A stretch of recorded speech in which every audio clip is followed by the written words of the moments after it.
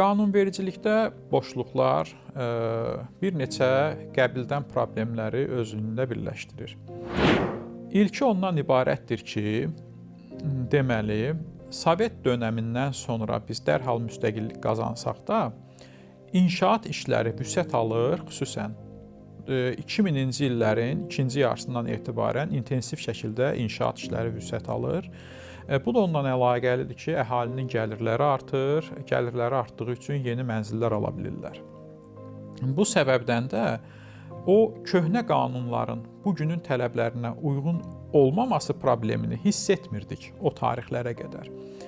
O tarixlərdən başlayaraq kütləvi şəhərləşmə gedir və bunun da fəsadları ona gətirib çıxardır ki, hamımızın şikayətçi olduğumuz iç-içə binalar tikilir, avtomobil dayanacaqları nəzərə alınmır, məktəb infrastruktur nəzərə alınmır və bu inersiya ilə də bir növbəti 10 illik də davam edir və bir 10 illik keçdikdən sonra biz başa düşürük ki, bu qanunvericiliklə islahatlar aparmaq lazımdır. Başlayırıq qaydaları sərtləşdirməyə, qanunları sərtləşdirməyə. Bu sərtləşdirmələr və tənzimləmələr də başqa bir problemi gətirib ortalığa çıxardır. O problemlər də nədən ibarətdir? Ehtiyacın, bazarın tələbinin qarşılanmasında olan gecikmələrə gətirib çıxardır. Misal üçün, mən bu nümunələr deyəcəm, bunların bəziləri problem deyil. Məsələn, iç-içə olan mənzillərdən hamımız şikayətçiyik ki, bu binalar iç-içədir, yaşamağa əlverişsizdir. Yeni 2020-ci ildə qəbul olunmuş qanunlara əsasən artıq istədiyimiz miqyaslarda, şəxsimizə aid ərazilərdə kvadrat metr evlər inşa edə bilmirik, məhdudiyyətlər gətirilib. Əvvəllər 1 hektar ərazi alıb, orada 55-60 min kvadrat, bəzi hallarda 80 min kvadrat inşa edirdiksə, yeni qanunvericilik bunu 22 min kvadratla məhdudlaşdırır. Bu nə gətirdi? Özü-özlüyündə yaxşı bir haldır, genişlik gətirir, komfort gətirir. Amma nəzərə alın ki, ərazidə 1 kvadrat metrin torpağın qiymətində yansımasını 4-5 dəfə artırmış olur. 4-5 dəfə artırmış olur. Ha belə, bununla paralel olaraq torpaq sahələrinin özünün də qiymət artımının üstünə gəldikdə, rəqəmlə ifadə etsək, Nəsimi rayonu ərazisində inşa olunan binalarda əgər 17-ci ildə, 18-ci ildə 1 kvadrat metrində torpağın maliyyəti 120 ilə 200 manat arası idisə, hal-hazırda bu rəqəm 1000 ilə 1300 manat arasıdır. Burada iki səbəb ortaya çıxır. Bir, torpağın qiymət artımı, bu çox böyük təsir eləmir.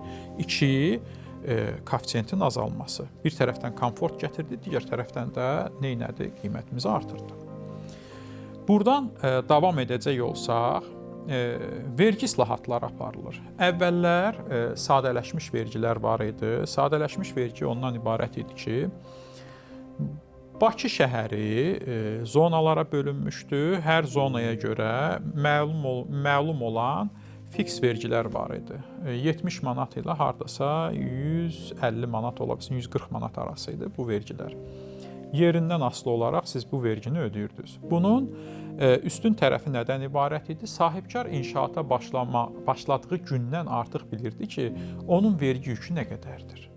Bu nə artmırdı, nə də azalmırdı. Ola bilməz ki, siz 50 min kvadrat tikəsiz, aparıb 15 min kvadratın ödəyəsiz. Ola bilməz ki, siz Nəsimi rayonu ərazisində tikəsiz, aparıb Binəqədinin ucqar nöqtələrindəki koeffisiyentindən vergi ödəyəsiz.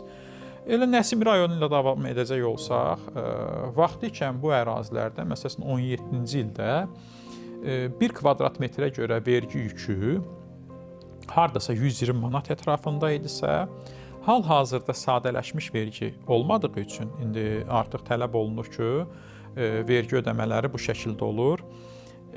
Əlavə dəyər vergisi 18%, satışın qiymətinin üstünə əlavə olunur və bütün xərclərinizi göstərirsiniz, yerdə qalan mənfəətinizdən 20% mənfəət vergisi ödəyirsiniz. Bütün xərclər toplandıqdan sonra onun üstünə əlavə dəyər vergisi, ha belə mənfəət vergisi ödəndikdə isə sizin 120 manat ödədiyiniz vergi sıçrayıb artıq 700-800 manatlara yüksəlib. Ha belə, Davam edəcək olsaq, bizim əvvəllər kredit yükümüzdə ki, bilirsiniz ki, biznes kreditsiz olan şey deyil. Kredit yükümüz həm məbləğ olaraq artıb, həm də faiz olaraq artıb. Niyə məbləğ olaraq artıb? Əvvəllər daha az kreditə ehtiyacımız vardı. Çünki evlər ucuz idi. Həqiqətən də Bakı şəhərində evlər ucuz idi. Dərhal vətəndaşlara olunan satış hesabına kreditlər bağlanırdı və kredit faizləri aşağı idi. Belə ki, istənilən banklardan 12%-lə, 10%-lə 3 illik, 2 illik kreditlər tapmaq mümkün idi. Hal-hazırda isə kommersiya bankları əhalidən əmanətləri effektiv faizi 11-12%-lə qəbul edirlər və belə olan halda da bunlar da məcburdular ki, heç olmasa 17-19%-lə krediti satsınlar. Bu isə nəticədə gətirib çıxardır iki tərəfdən. Burada artım baş verir. Bir, müddət uzanır, çünki daha çox uzun müddət sizin kreditə ehtiyacınız olur. İki, məbləğ artır, çünki daha çox kreditə ehtiyacınız olur və faiz artır. Nəticədə 1 kvadrat metrdə 10-15 manat olan vergi yükü hal-hazırda 150-200 manata gətirib çıxardı. Deməli, qanunvericilikdə boşluqlarla davam edəcək olsaq, əslində bayaqları anonsunu vermiş olduq, ətraf infrastrukturla təmin edilmə problemləri hal-hazırda qabarıq dayanır. Bu nədən ibarətdir? Misal üçün biz Yasamal rayonunda və ya hər hansısa bir yerdə 4 hektar ərazidə inşaat aparırıq. Əlbəttə ki, inşaat hardasa 2 il, 3 il davam edir. 3 ildən sonra, 2 ildən sonra insanlar ora köçməyə başlayıb yaşamağa başlayırlar. Belə olan halda bunların elektrik enerjisi ehtiyacı var, bunların kanalizasiya su ehtiyacları var, qaz ehtiyacları var. Bunları təmin edən qurumlar, səhmdar cəmiyyətlər öz büdcələrində nəzərdə tutublar ki, şərti olaraq sizin Yasamal rayonunda inşaat apardığınız ərazidə 2028-ci ildə magistral çəkəcəklər. Biz onlara deyə bilmirik ki, gedin dövlət qurumları ilə danışın, büdcəyə dəyişiklik edin, onu indi aparın. Məcbur qalır inşaat aparan şirkət bu işə də əl atmalı olur. Öz hesabına hansısa infrastruktur işlərinə başlayır. Bu da kvadrat metr qiymətlərini artırmış olur. Yəni ki, bu bütün kommunal xidməti göstərən, ha belə yol təminatını, təhsil hamısına aiddir. Nəticədə inşaat şirkəti ekstradan bu işləri görməklə də əlaqəli yüklənmiş olur. Bu da evin son qiymətinə təsirini göstərmiş olur. Bir digər məsələmiz isə sənədləşmələrlə əlaqəli olan boşluqlardır. Deməli, burada da boşluqlar köhnə qanunlar da hal-hazırda qüvvədə olunan, onlara olunan düzəlişlər də yetərincə bugünkü dövrün tələblərini ödəmədiyi üçün problemlər köklü olaraq qüvvəsində qalır. Deməli, bu nədən ibarətdir? Alqı-satqı məfhumu özü-özlüyündə bir termindir. Əmlakın dəyəri tam ödənilməklə digərninkiləşdirilməsi, mülkiyyət hüququnun dövr edilməsi. İpoteka kreditləri ilə maraqlananlarınız olubsa, onlar şahid olur ki, və bütün mətbuatda gedən şeydə qətiyyən sənədi olmayan binalardan, çıxarışı olmayan binalardan ev almayın. O hansı MTK-dır ki, və ya inşaat şirkətidir ki, inşaata başladığı andan etibarən onun çıxarışı olur. Heç birində bu olmur. Biz məcburuq ki, inşaat gedək onlardan mənzil alaq. Bu isə həqiqətən də bəzi risklər özündə ehtiva edir. Bu nədən ibarətdir? Əgər o MTK-dırsa, siz orada müqavilə əsasında, payçı müqaviləsi əsasında əslində ev almırsınız, şərik olursunuz öz payınıza. Hissə-hissə ödəyirsiniz. Sir deyil ki, bəzi hallarda çox təəssüflər olsun ki, sizin müqaviləniz ola-ola bəzi düzgün yolda olmayan insanlar eyni müqavilədən başqası ilə sizin eviniz üzərindən edirlər. Evdə hazır olmadığı üçün sizin xəbəriniz olmur bundan. Bəzən də 5-6 şəxs arasında ikili satış baş vermiş olur. bunun önünə keçmək hal-hazırki qanunvericilik bunda yetərsiz qalır. Məsələ qalıb ancaq o halda ki, biz başlayırıq araşdırmağa ki, baxaq görək bu MTK 10 ildə artıq binalar tikir, 20 ildir binalar tikir. Bunun sahibi vicdanlı insandır, dürüsttür, belə şey eləməz. Ona ümid olaraq alırıq. Yeni başlayanlar isə iki istiqamətdə əziyyət çəkirlər. Bir, onlar həqiqətən dürüst olduqlarını sübuta yetirənə qədər əziyyət çəkirlər. Və yaxud da alanlar da min bir fikir yaşayırlar ki, görəsən axırı necə olacaq. Və bir başqa boşluq da ondan ibarətdir ki, tutalım ki, inşaat şirkəti sahibləri yetərincə vicdanlı insanlardır. 2 il sonra inşaat bitdi, bizə açarlarımızı təqdim edirlər ki, təmir eləyib köçə bilərsiniz. Amma çıxarışlar yoxdur. Oturub gözləyirik, biz ora köçdükdən ən azından 5 il, 6 il bu prosedurlar çəkir. Qanunvericilikdə göstərilir ki, MTK deməli binanı inşa etdikdən sonra mənzil mülkiyyətçilərinin müştərək cəmiyyəti yaradılıb özünə xidmət göstərilsin, MTK buraxılsın. Lap yaxşı. Axı bizim bu mənzil üzərində mülkiyyət hüququmuz yoxdur, sadəcə müqaviləmiz var.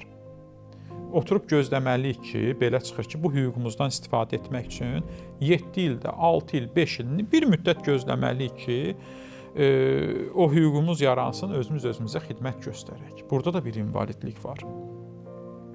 Bir başqa məsələ də ondan ibarətdir ki, dostlar, bütün dünyada maqnit olan ölkələr, inkişaf etmiş ölkələr bəzi şeyləri özünə maraqlı bilirlər. Bunlar nədən ibarətdir? Birincisi, birinci əl maşın satmaqda maraqlıdırlar. İkinci əl satışında maraqlı deyirlər. Çünki avtomobillər bilirsiniz ki, 5 il sonra ən keyfiyyətli avtomobillər 6-7 il sonra istismar müddətini başa vururlar, onun xərcləri artır. Bir bu var. İkincisi isə siz birinci əl avtomobil aldıqda kimlərisə işlə təmin edirsiniz. Eyni qaydada da əmlaka yaxınlaşırlar, mənzillərə, binalara yaxınlaşırlar. Əksər dövlətlər maraqlıdırlar ki, bunlar birinci əl evlərə, yeni inşa olunan evlərə güzəştli kreditlər versinlər. Nə üçün versinlər? Çünki siz oradan güzəştli şərtlərlə daha çox ev satın alınır, daha çox ev satın aldıqda daha çox insan bu sektorda işləmiş olur, iş yerləri yaranır, onları da iqtisadiyyata qazandırmış olurlar. Bizdə isə təəssüf ki, əksinədir. Nə üçün? Əmlak girov qalmalıdır kredit qarşılığında. Onun üçün biz üst tuturuq köhnə əmlaklara.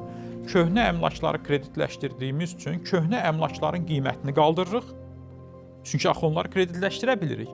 Onların qiyməti qalxdığı üçün təzədən birinci əlində qiymətini qaldırmış oluruq. Yəni, iki tərəfli ziyan vurmuş oluruq özümüzə. Bu qəbildə olan bəzi problemlər var ki, inanın mənə, dövlət qurumlarımızın birlikdə bir neçə ay içində həll eləyə biləcəyi bəsit məsələlərdir. Bu sektorun bu qədər ləng getməsi ağırlı-acılı həm dövlətimiz üçün, həm əhali üçün, həm şirkətlər üçün getməsinin başqa bir fəsadlarından biri də ondan ibarətdir ki, burada çox nəhəng, əldən çıxan fayda var. Əldən çıxan fayda nədən ibarətdir? Hal-hazırda Azərbaycan mənzil arsenalında mən bu rəqəmləri təqribi deyəcəm, çünki dəqiq rəqəmlər heç yerdə yoxdur. Bunun üçün də faydalanmışam Azərisığın abonent saylarından, çünki Azərisıq 15-16-cı illərdə bir məlumat yaymışdı ki, abonent sayı, əhali üzrə abonent sayı 2,9 milyona gəlib çatacaq. O vaxtı hardasa 2 milyona yaxın idi. Hal-hazırda bu rəqəmi təqribi 2 milyon 750 min olduğunu düşünsək ki, burada ən bahalı villadan tutun, ən prestijli yaşayış kompleksindən ta çıxarışı olan yataqxana otaqlarından sənədsiz evlərə qədər hər növ mənzil 2 milyon 750 mindir. İllik nicah sayımız Azərbaycanda 60 min nicahdır. Əslində bu da bir başqa verilişin mövzusudur. Bu çox azdır, bunun artmağında fayda var. Boşanma sayımız ölkədə təəssüf ki 20 mindir, orta illik. Amma boşanmaların bir şeydə kiçik bir faydası var, o da ondan ibarətdir ki, boşanmalar mənzil satışlarını stimullaşdırır və mebel satışlarını da stimullaşdırır. Toplamda illik təqribi mənzil ehtiyacımız 55 min ədəddir. Yeni deyirəm, bunun içərisində villalar da ola bilər, hər hansısa bir ev də ola bilər, Bakının mərkəzində də ola bilər, Ağcabədinin kəndində də ola bilər. Toplam 55 min ədəd yeni ev və mənzil ehtiyacımız var. Birincisi, biz bu qədər sayda ev və mənzil hər il istismara vermirik, daha az saylarda veririk. İkincisi, arsenalımızda olan 2 milyon 750 min mənzilin içərisində bəzi məsələlər var. Bunlardan 500 minə yaxını sənədsizdir. Sənədsiz olduğu üçün bütün alqı-satqı zamanı olunan vergilərdən kənarda qalınır, insanların mülkiyyət hüququ bunun üstündə təmin olunmur, bələdiyyə vergisindən tam kənarda qalır. Maklerlər burada aracılıq eləyiblərsə, tutalım ki, mən realtorəm, vasitəçi olmuşam hansısa bir əmlakın alqısında, satqısında, oradan sənədsiz torpaq, ev və ya sair, oradan 1000 manat xidmət haqqı almışam ki, mən bunun vergisini ödəmək istəyirəm. Necə ödəyəcəm? Hansı şəkildə ödəyəcəm? Axı, birinci qaynaq olan şeyin, əmlakın sənədi yoxdur. Onun olmuş olsaydı və ya mexanizm olmuş olsaydı, o da, bu da birinci növbədə işə vicdanlı yanaşan satıcı da, alıcı da vergisini ödəmək istəyərdi. Arsenalımızda olan 2 milyon 750 min mənzilin isə sənədsizlərlə yanaşı, bəzilərinin isə istismar müddəti başa çatıb. Sənədi də var, amma istismar müddəti də başa çatıb. Bunlar hansılardır? Birincisi, Xruşşovka dediyimiz mənzillər. Bunlar deməli təsnifatında, sənəd təsnifatında müvəqqəti sığınacaq baraklarıdır. Bəziləri 35 illik, bəziləri 45 illik, 40 illik istismar müddəti var. O vaxtı o qədər nəhəng bir demoqrafik patlama var idi ki, Sovet vaxtı bu cür evlər istismara verilirdi. Bunların tavanları bilirsiniz ki, alçaq olur, otaqlar iç-içə olur və hətta bunların naqilləri də köhnə sistemlə aparılır, bugünkü yükü qaldıra bilmir. Nikita Sergeyeviç 62 il əvvəl dünyasını dəyişib və hamımız bilirik ki, bu vəfatından bir gün əvvəl bu evləri tikməyib. Bu evlərin bir çoxu hətta 2 dəfədən çox istismar müddətini başa vurub.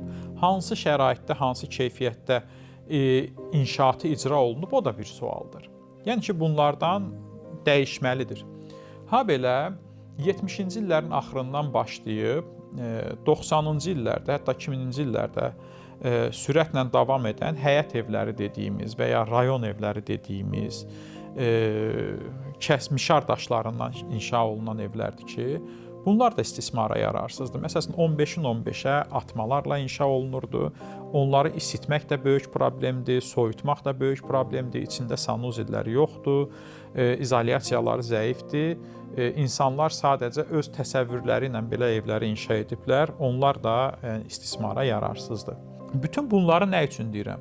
Bunların hamısını topladıqda hal-hazırda Azərbaycanda yeni milyona yaxın ev və mənzilə ehtiyac var, tələb var. Amma bu dəqiqə onlar olsa satmaq olarmı? Xeyr. Əlbəttə, əhalinin gəlirləri artdıqca bu proseslər baş verəcək. Onun üçün də qanunverici bazada əlbəttə nəzarəti əldən verməmək şərti ilə işləkliyini təmin etməklə 1 milyon yeni mənzil və ya evin inşasına vüsət yaratmaq olar, şərait yaratmaq olar. Bu isə gətirib nəyə çıxardar? Rəqabətə davamlı, çox ciddi şirkətlərin mövcudluğuna gətirib çıxardar. Nəyimizə lazımdır ki, inşaat şirkətləri ciddi olsun, rəqabətə davamlı olsun, yüzlərlə Azərbaycan şirkəti olsun. Dostlar, sizə bir statistika deyəcəm. Deməli, regionumuzda, Suriyada, Ukrayna və Rusiyada, Türkiyənin zəlzələ olmuş bölgəsində yaxın 10 illikdə 2,2 trilyon dollarlıq təqribi hesablamadır bugünkü qiymətlərlə. İnşaat işi var. Bizim əgər öz evimizdə, hələ İraqı bura qatmıram, İraqda hardasa 6-7 milyon insanın yaşaya biləcəyi ərazilərdə inşaatlar gedir, inşaat aparılır.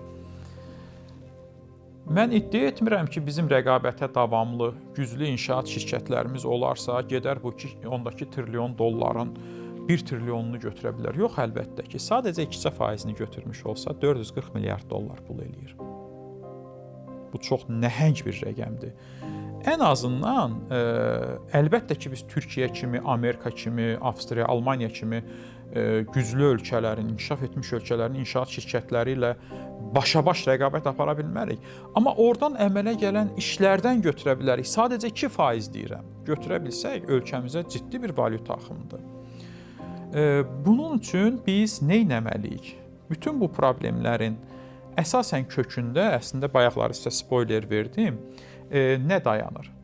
O dayanır ki, vahid bir üst qurum olarsa, bütün sualları ona verə biləcəyimiz qurum. Məsəl üçün, necə eləyək ki, 120 min muzlu əməkdaş sayını 300 minə qaldıraq? Necə eləyək ki, toplanan vergini 3 qatına artıraq? Necə eləyək ki, insanların iş şəraiti yaxşılaşsın? Necə edək ki, şəhərlərimiz daha gözəl olsun? Necə edək ki, rəqabətə davamlı şirkətimiz olsun? Uzağa getməyək. Türkiyədə belə bir nazirlik var ki, Çevrə və Şəhərcilik Bakanlığı, Azərbaycancası Ətraf Mühit və Şəhərsalma Nazirliyi. Belə bir nazirlik olmuş olarsa, inşaat şirkətləri də bilərlər ki, bunların bir üst qurumları var.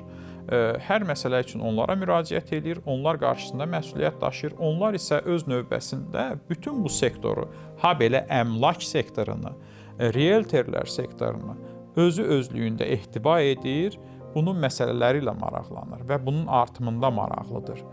Belə bir nazirliyi yaratmaqla ən azından həll oluna biləcək problemləri qısa bir müddətdə həll edərik. Mən buna nə üçün bu qədər inanıram? Baxın dostlar, bunun üçün ölkəmizin potensialına baxmaq lazımdır. Gəlin fikirləşək, biz bunlara qadirikmi?